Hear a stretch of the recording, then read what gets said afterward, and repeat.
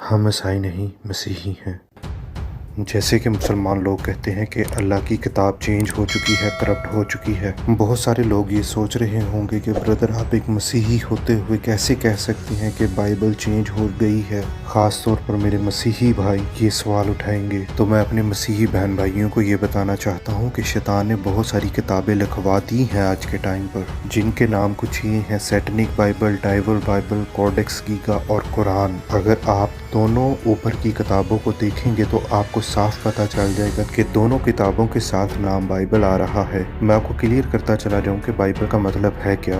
Bible ایک Greek لفظ ہے جو بیبلوس سے لیا گیا ہے، اور اس لفظ کا مطلب ہے لائبریری، یعنی کہ اگر بہت ساری کتابوں کو ایک جگہ اکٹھا کر کے رکھ دیا جائے تو اسے لائبریری کہا جاتا ہے، اور بیبلوس کا بھی یہی مطلب ہے۔ اسی طرح جو پرمیشور کا وچن ہے وہ بھی ایک کتاب نہیں ہے، بلکہ اس میں بہت ساری کتابیں ہیں۔ لیکن آپ اگر قرآن کی طرف دیکھیں تو یہاں پر مطلب تھوڑا ڈیفرنٹ ہے۔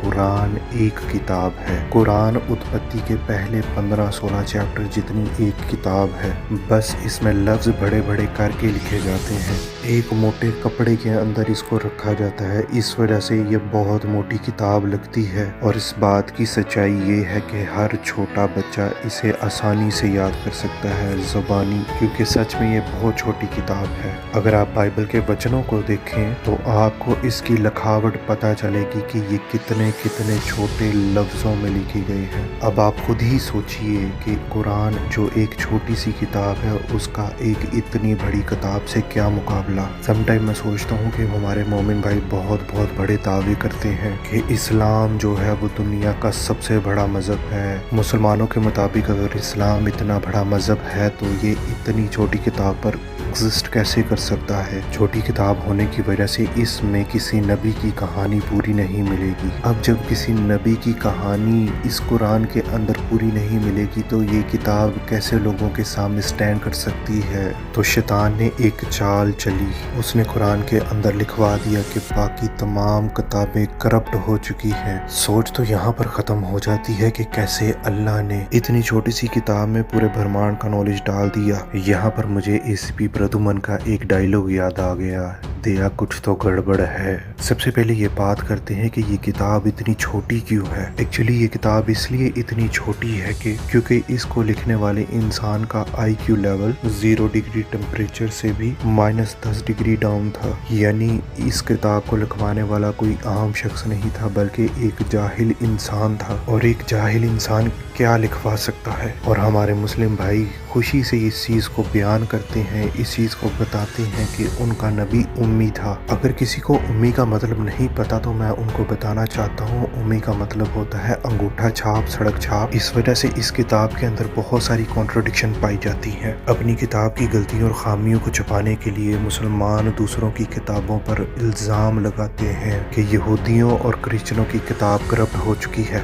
نبی تو بیچارہ انگوٹھا چھاپ تھا، اس پر کوئی ٹپنی نہیں کر سکتے ہم۔ لیکن اللہ کو کیا ہوا اس کتاب کو لکھواتے ہوئے؟ اللہ جو سب سے بڑا ہے مسلمانوں کے مطابق اللہ تو بڑا ہے، لیکن اللہ کا IQ لیول بہت چھوٹا ہے۔ اللہ کی نظر میں مریم موسیٰ کی بہن اور یشوع مسیح کی ماں جو ہے وہ ایک ہی ہے، جبکہ دیکھا جائے تو دونوں میں یعنی یشوع مسیح میں اور موسیٰ میں تقریباً 1400 سال کا ڈیفرنس ہے۔ ایک بائبل کا اسٹوڈنٹ ہوتے ہوئے مجھے نہیں پتا تھا کہ ماں مریم کی عمر جو ہے وہ 1400 سال سے بھی زیادہ ہے۔ اگر مسلمانوں سے اس سوال کا جواب پوچھا جائے تو ان کے پیروں کے نیچے سے زمین نکل جاتی ہے، اور ان کے پاس صرف 2 ہی جواب ہوتے ہیں۔ پہلا جواب کہ اللہ بہتر جانتا ہے، اور دوسرا جواب کہ عربی کے اندر بالکل ٹھیک لکھا ہے۔ اور اگر دیکھا جائے تو عربی بھی ایک بہت بڑا جال ہے اسلام کے اندر مسلمانوں کو پھنسانے کے لیے۔ کبھی اللہ کا نبی کہتا ہے کہ سورج جو ہے وہ گندے پانی کے اندر ڈوبتا ہے۔ اب آپ ان باتوں سے اندازہ لگا سکتے ہیں کہ کسی نے کوئی سستا نشہ پھونک کر یہ کتاب لکھی ہو سکتی ہے۔ جیسے کہ اللہ نے نشہ کر رکھا ہے اور مسلمانوں کو آگے کر رکھا ہے دنیا کے پیٹنے کے لیے۔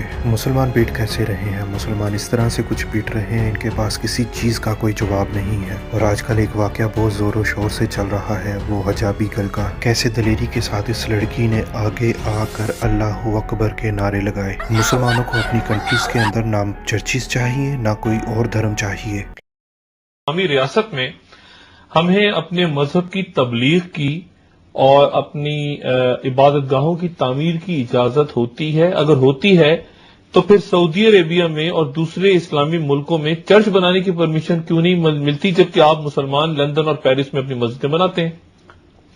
چند اسلامک ملکوں میں مثال کے طور پہ سعودی عربیہ ایٹسٹرا میں propagation of any other religion is prohibited.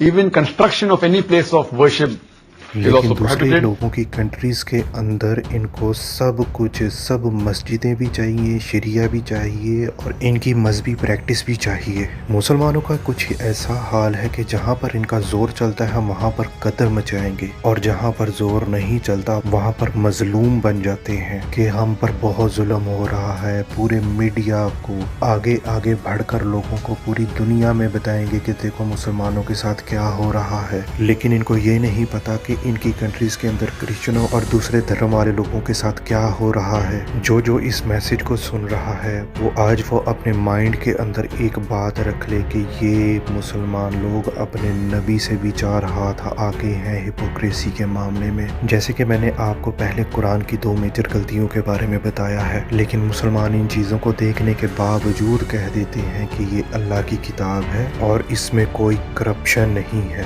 یہ تو میں نے صرف آپ کو 2 غلطیاں میجر بتائی ہیں۔ قرآن ایسی غلطیوں سے بھرا پڑا ہے اور بہت ساری قرآن کے اندر غلطیاں موجود ہیں ابھی بھی۔ نبی بیچارہ تو بدنام زمانہ ہے، صرف اصل کارنامہ کسی اور کا ہے۔ اگر نبی اللہ کی بات مان کر یہ آیتیں قرآن کے اندر نہیں لکھتا تھا تو اللہ نبی کو جبرائیل سے مار پڑواتا تھا، اس لیے بیچارے نبی کو یہ باتیں لکھنی پڑتی تھی قرآن کے اندر۔ یہ دیکھیے کیسے اللہ نبی کے گلے کو چوک کروا رہا تھا نبی جبرائیل سے۔ نبی بیچارہ مرتا نہ تو کیا کرتا، اس لیے نبی نے اللہ کے خوف سے ہی کتاب لکھ ڈالی۔ اب میں آپ کو بتاتا ہوں کہ کوڈیکس گیگا کیسے لکھی گئی۔ آپ تھوڑا سا غور کریں گے تو آپ کو پتہ چلنا شروع ہو جائے گا کہ کوڈیکس گیگا اور قرآن دونوں ڈر کی وجہ سے لکھی گئی۔ دونوں کی سٹوری ایک جیسی ہے، جیسے نبی کو مار پڑتی تھی اور مار کے ڈر سے اس نے یہ کتاب لکھ ڈالی، ویسے ہی ایک انسان جس کو ایک بادشاہ نے سزائے موت دے دی تو اس نے اپنے بادشاہ سے کہا کہ میری سزا کو ختم کر دے،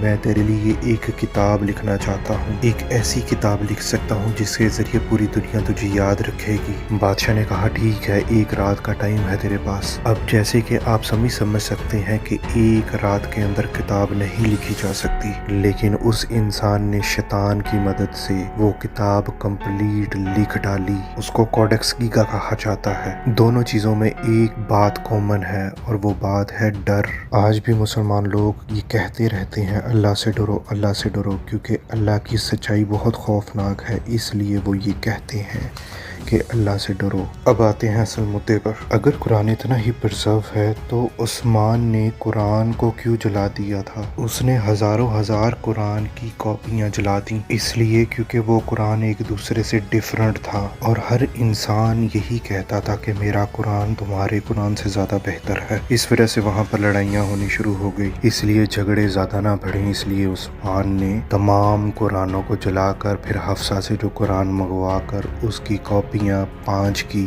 جس کو اس نے دمشق، بصرہ، کوفہ، مکہ اور مدینہ کے اندر ڈسٹریبیوٹ کیا۔ ہپوکریسی کی انتہا دیکھو ذرا، ان کے مذہب کی اپنی آنکھیں نہیں ہے لیکن یہ دوسروں کے مذہب کو اندھا کہتے ہیں۔ اگر اتنا ہی اللہ سیف رکھ سکتا تھا قرآن کو تو کیسے عثمان نے قرآن کی ہزاروں ہزار کاپیاں جلا دیں اور کیسے قرآن ایک دوسرے سے ڈیفرنٹ ہو گئے، جبکہ اس کی حفاظت کا ذمہ تو اللہ نے خود لے رکھا ہے۔ اگر آپ یسوع کی طرف دیکھیں تو آپ دیکھیں گے کہ وہی کلمہ ہے، کلمہ یعنی ورڈ آف گاڈ، وہ نہ کبھی چینج ہوا ہے، نہ چینج ہوگا، نہ کبھی اسے کوئی چینج کر پائے گا۔ اور ہمارے لیے یہی خوشخبری بہت ہے کہ یسوع زندہ ہے، وہ تھا، وہ ہے اور وہ دوبارہ آنے والا ہے۔ اس کا مقابلہ کوئی نہیں کر سکتا کیونکہ وہی ہے، جو بھی ہے وہ نہ ہوتا تو کچھ نہ ہوتا، وہی کلمہ ہے، وہی وچن ہے۔ اور یشوع کو یعنی یشوع جو خدا کا وچن ہے، جو پرمیشور کا وچن ہے، उसे कोई तब्दील नहीं कर सकता।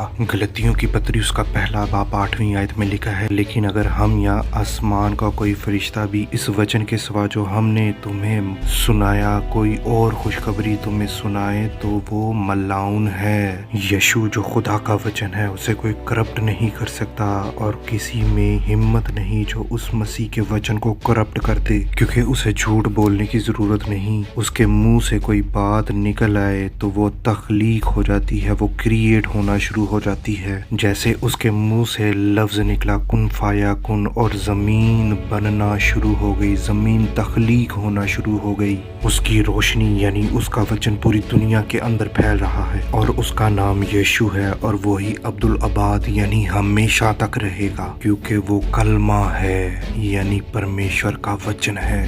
आपको हमारी ये वीडियो पसंद आई है तो चैनल को सब्सक्राइब कीजिए, वीडियो को लाइक कीजिए और शेयर कीजिए ज़्यादा से ज़्यादा, ताकि परमेश्वर का वचन ज़्यादा से ज़्यादा दुनिया में फैल सके और उसकी बादशाही जैसे आसमान पर है और वैसे ही ज़मीन पर भी पूरी हो सके।